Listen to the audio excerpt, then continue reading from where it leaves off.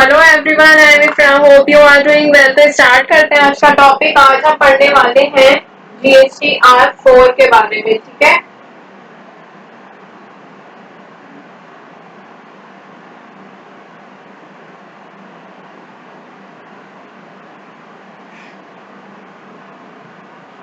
तो सबसे पहले मैं आपको ये बात बता चुकी हूँ कि GST-R4 में पेनल्टी कैसे लगती है, मतलब क्या पेनल्टी होती है अगर हम लेट फाइल करते हैं तो अपने नोट्स पर वापस आते हैं। इससे हमने पेनल्टीज देखी थी कि GST-R4 को अगर आप लेट सबमिट करते हैं, डिले करते हैं तो 100 रुपए लगते हैं CGST पे भी, SGST पे भी, और IGST की जो लेट फी होती है वो नहीं होती।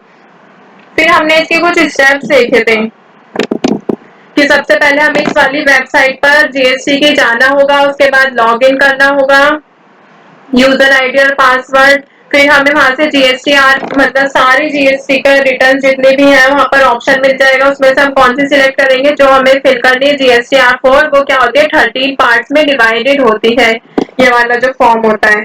फिर उसके अंदर हमें डिजिटल सिग्नेचर करके उसको सारी इंफॉर्मेशन फिल करके एक्सेप्ट कर देंगे। तो आज हम उसी फॉर्म के बारे में यहाँ पर पढ़ने वाले हैं। तो सबसे पहले इसकी वेबसाइट पर आते हैं, गूगल क्रोम ओपन करेंगे।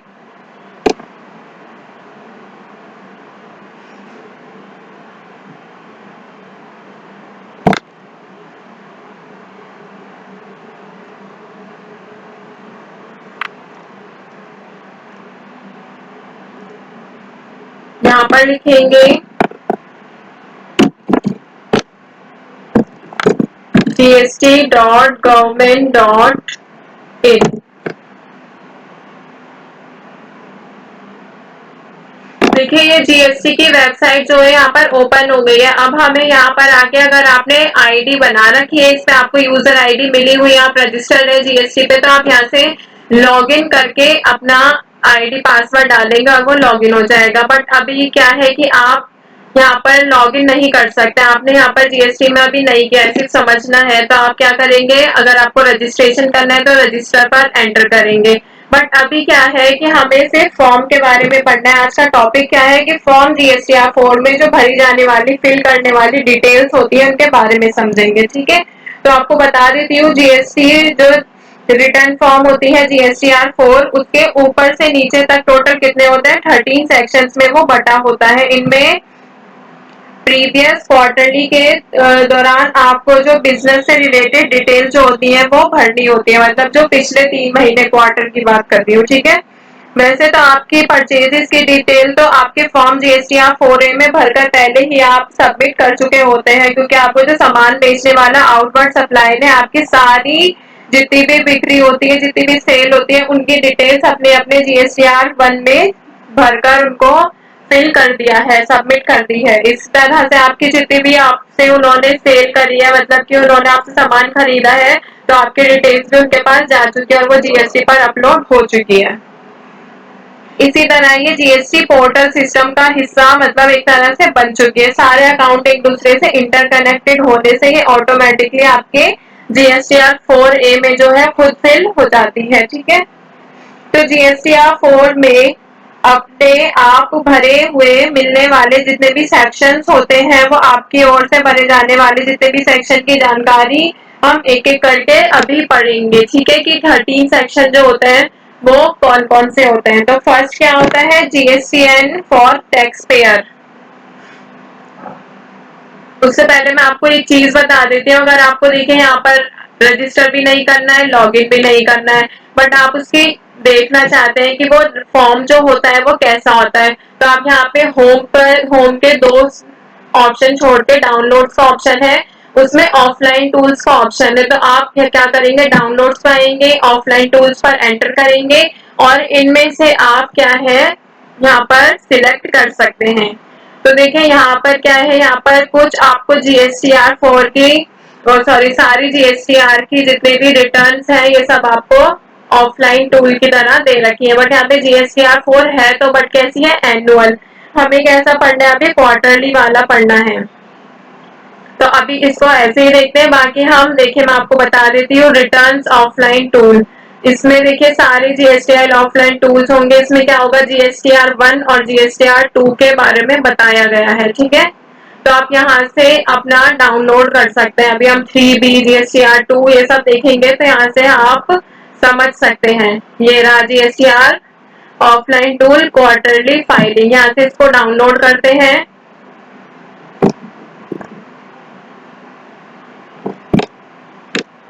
इसका ऑफलाइन मोड भी होता है, ठीक है। ये पूछ रहा है sure you want to download this utility, तो हम इसको प्रोसीड करके एंटर कर देंगे और ये यहाँ पे डाउनलोड हो रही है।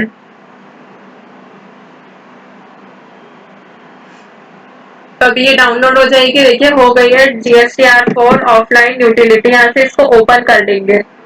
तब ओपन होगी तो इसमें देखिए सिमिलर से ऑप्शन रहेंगे। अब ये पूछ रहा है please purchase WinRAR license, तो हमें परचेज नहीं करना है।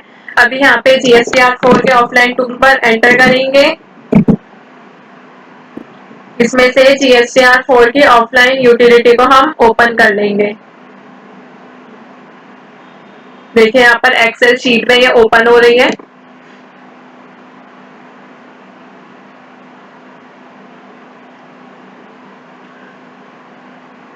तो प्रैक्टिस के लिए ना यही आपको एक आइडिया मिल जाता है कि आप कैसे ऑप्शंस आएंगे ऑफलाइन यूटिलिटी के थ्रू, इसलिए मैं आपको ये डाउनलोड करना सिखाया है, ताकि आप उसको पढ़ने से पहले आपको ये पता होना चाहिए कि वो उसको हम देख भी सकते हैं कैसे, ठीक है। तो देखिए यहाँ पर इसको हटाते हैं। यहाँ पे क्या बोला गया है, GST goods and services tax GSTR 4 offline tool, ठीक है। तो यहाँ पे फाइनेंशियल ईयर डाल रखा है और यहाँ पर पीरियड भी दे रखा है, ये तो वैसे ही है।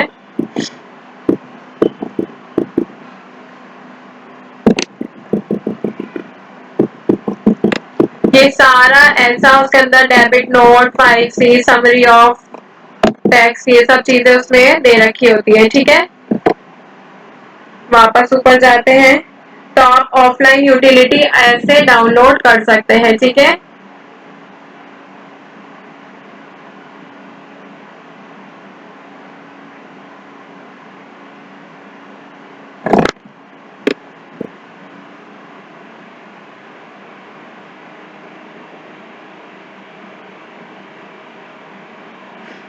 देखिए इसमें क्या कहा गया है, अभी ये जो है अगर आपका डाउनलोड एरर फाइल हैंडलिंग, ठीक है, download the error file and save on your system, आप उसको अपने सिस्टम में भी सेव कर सकते हैं। रिटर्न ये सब लिखा है, उसके जो स्टेप्स हैं वो सब यहाँ पर लिख रखे हैं, ठीक है। ओपन जॉनसन एरर फाइल, अगर हम इसको यहाँ पर ओपन करेंगे तो देखिए अभी हमारे सिस्टम में ओपन नहीं होगी, बट यहाँ से क्या है आपको एक आइडिया मिल जाता है, ठीक है। तो अब अपना टॉपिक स्टार्ट करते हैं। आपको ऑफलाइन यूटिलिटी समझ आ गई, कैसे गूगल क्रोम पे जाना है, जीएसटी की वेबसाइट से डाउनलोड पर आना है, ठीक है।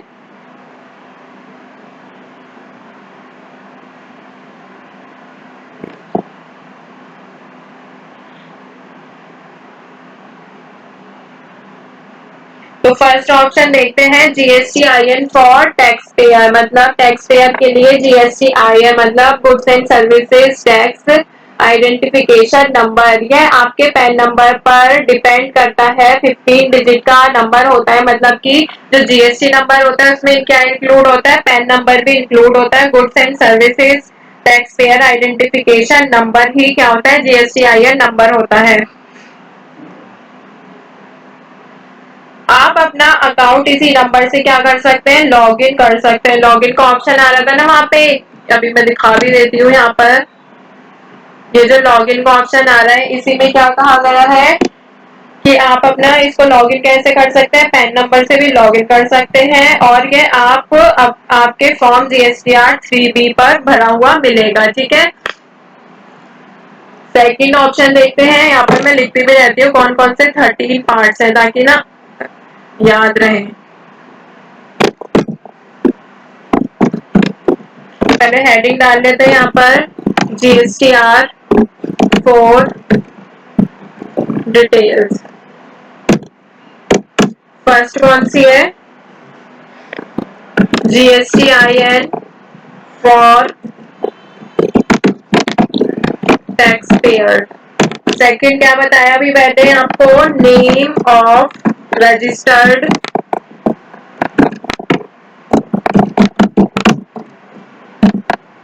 Person and trade.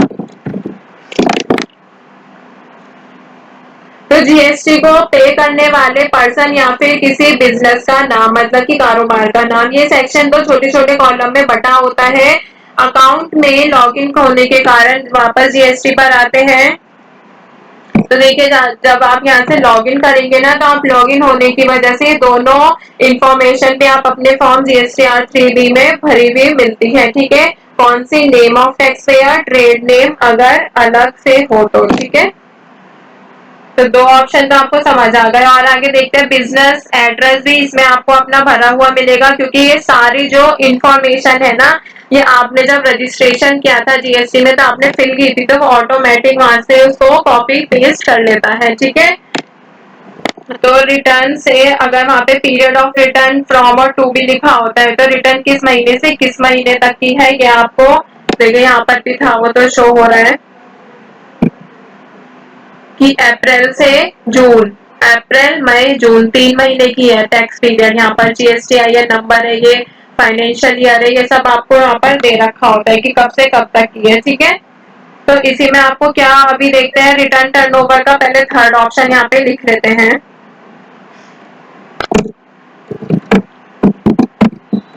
Turnover of last year and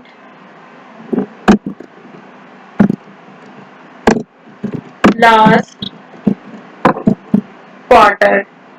ठीक है, इस सेक्शन में आपको क्या होगा, जो ये वाला थर्ड पॉइंट है, इसको आपको दो तरह की इंफॉर्मेशन फिल करनी पड़ती है। फर्स्ट कौन सी होती है, aggregate turnover in the preceding financial year, मतलब कि इसमें पिछले फाइनेंशियल ईयर में भरे हुए आपके कुल, मतलब टोटल टर्नओवर को आपको एक्सप्लेन करना पड़ता है, आप बोल सकते हैं फिल करना पड़ता है प्रीवियस ईयर के टर्नओवर को। इसे सिर्फ पहली बार जीएसटीआर 4 में भरने वालों को, जैसे कोई फर्स्ट टाइम एंट्री कर रहा होता है तभी इसको फिल करना पड़ता है, बाद वाले हर रिटर्न में आपको ऑटोमेटिक फिल कर देंगे, क्योंकि ये अपने पास सेव कर लेता है। फिर दूसरा क्या होता है, aggregate turnover to April to June. देखिए यहाँ पर क्या लिखा रहा था, दिखा देती हूँ। यहाँ पे पहले से क्या लिखा आ रहा है, अप्रैल टू जून लिखा आ रहा है, तो इसी की बात करते हैं। इसमें क्या होगा, क्वार्टर में टोटल बिजनेस की जो इंफॉर्मेशन होती है वो देनी होती है, जिसके लिए आप रिटर्न फॉर्म जीएसटीआर 4 हम फिल कर रहे हैं। ठीक है, जैसे कि हम जुलाई 2017 में भरे जाने वाले पहले जीएसटीआर 4 में पहले मतलब कि हमारी फर्स्ट क्वार्टर कब होगी, अप्रैल मई जून के टोटल टर्नओवर की इंफॉर्मेशन फिल करते हैं। ये सब इंफॉर्मेशन कहाँ होगी, इसके नीचे आती है।